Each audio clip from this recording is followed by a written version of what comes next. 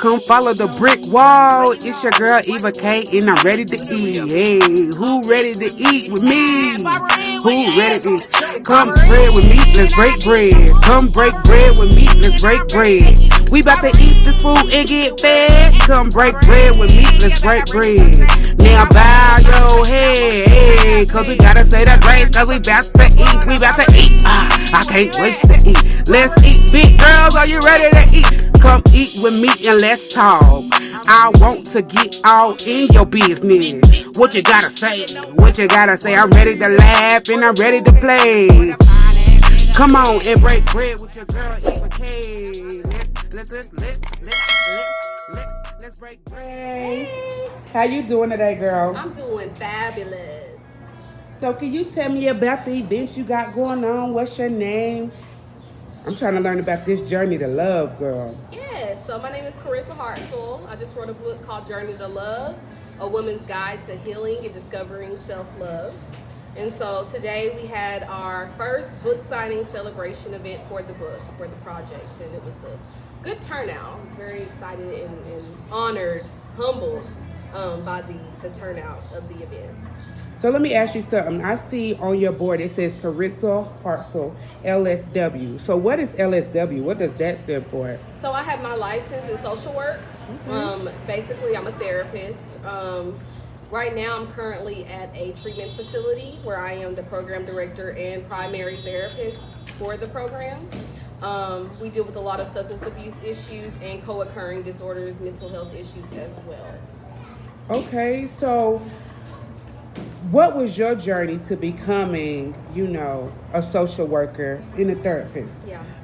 Are you from Knoxville? Like, you give me a little bit of your background? Sure. So I am from Knoxville, born and raised. I went to Austin East High School. Beep, beep. Yes, beep, beep. Proud of being a road runner. And so after high school, graduated, went to Spelman College, majored in psychology. After college, I did a case manager position here in Knoxville, Tennessee, at Cherokee Health Systems. While I was a case manager there, that's what really motivated me to continue on in my higher learning and get my master's in social work at UT to be able to provide mental health services on a higher platform. So with the stigma in the African American community surrounding mental health, why mental health for you? So I just feel like it's very imperative to follow your passion. And for me, my journey to self-love was finding my purpose in life and my passion in life.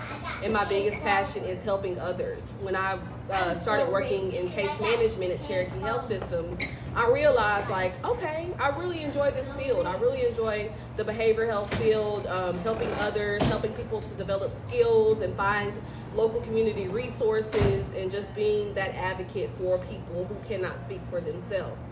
So just through my education experience as well as my personal experience, it just really led me to eventually just finding this career in therapy.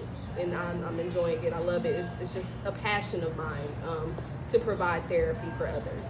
That is amazing. So tell me about your self-help guide, The Journey to Love, and you uplifting women through positivity. Yeah. So tell me what it's about and, all that good stuff. So my book, The Journey to Love, is mostly about my personal experience to finding myself. For years, I just never had that idea of what it means to love myself. It took life experiences that at the time seemed distressing and overwhelming to eventually shift my perspective and find happiness within. And so that's the roots. I wanted to talk about my own personal experiences and my finding myself and discovering my passions and interests in life and discovering self-love.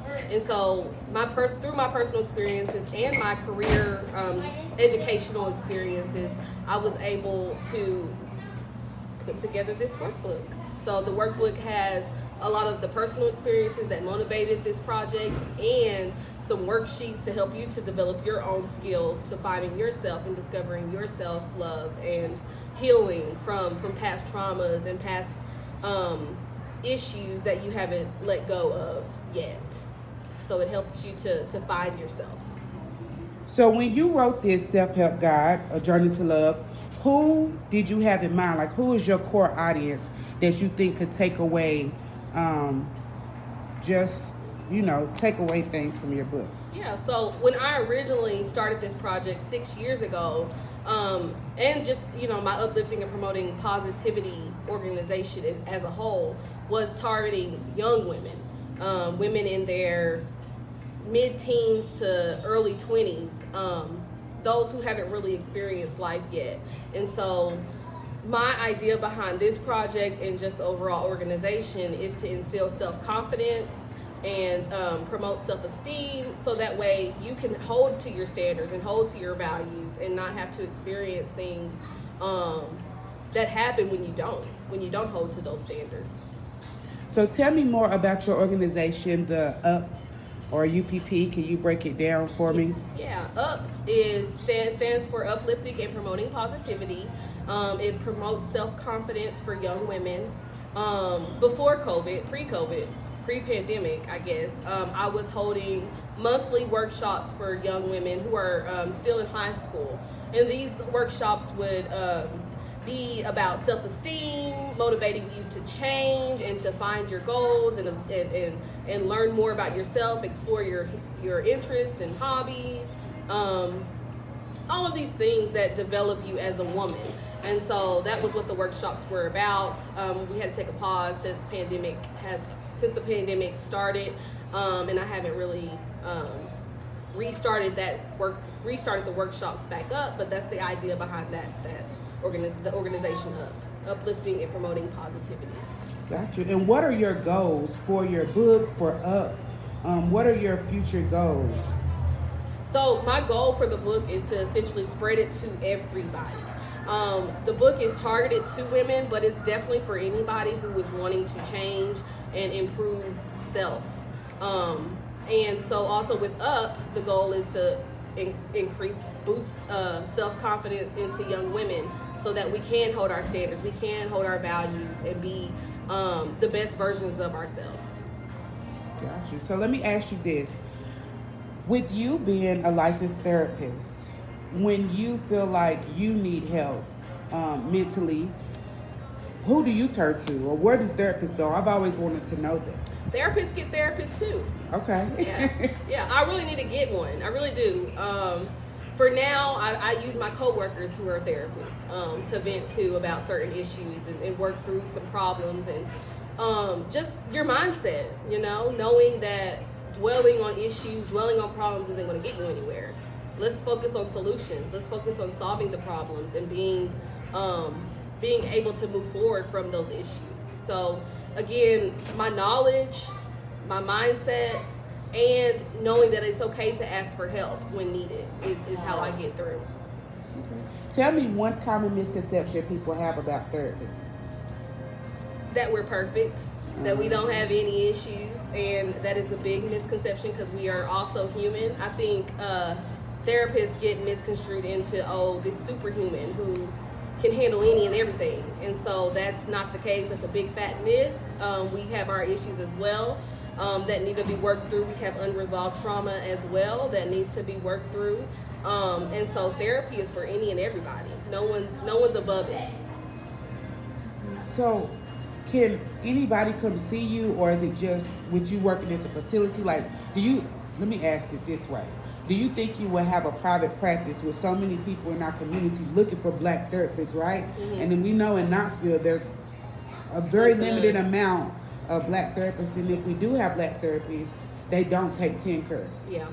So right now I'm still in my progress of becoming licensed, I guess you can say. Right now I have I'm licensed master social work.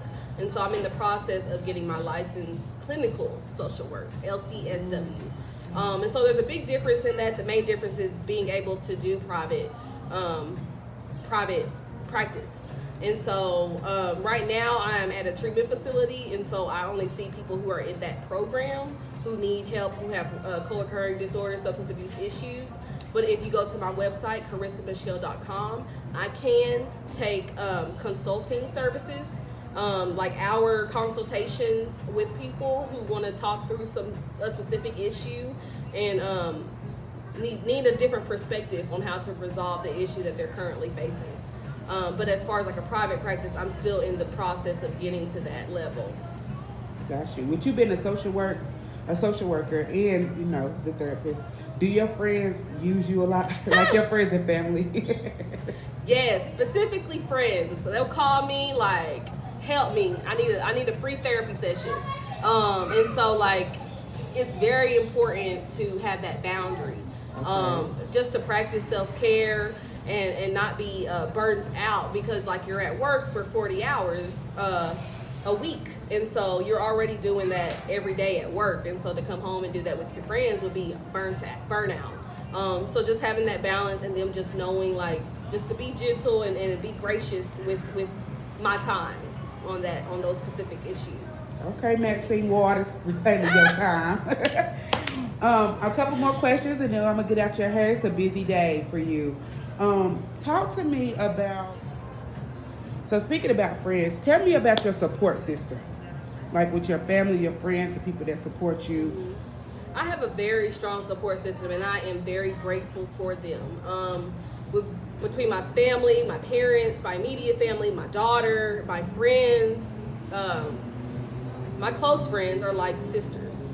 You know, sisters I've never had. So I have one brother, and he's so super supportive, and so are the sisters that I have been able to build this relationship throughout time with as well. So it's a very strong support network, and I tell my clients all the time that it's so important to build a positive network with others so that you can change, that you can grow and learn from them and move forward. You don't want to stay complacent, so it's so important to build that community up.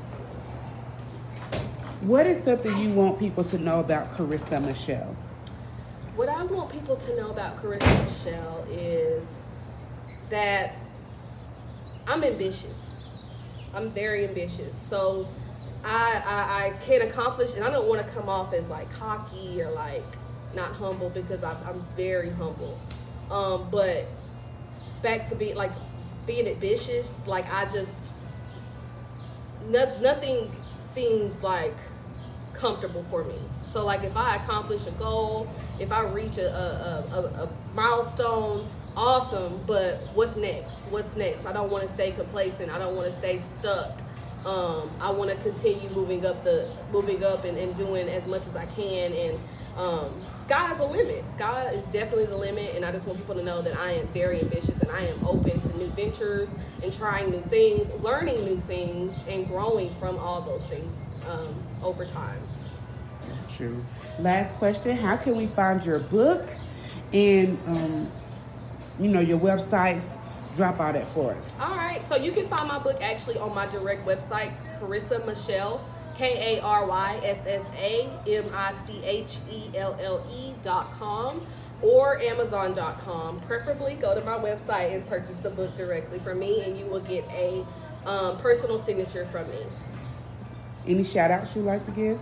I want to shout out to my family, my close friends. Y'all know who y'all are. I'm not going to name drop or nothing, but y'all know who y'all are. I love you so much.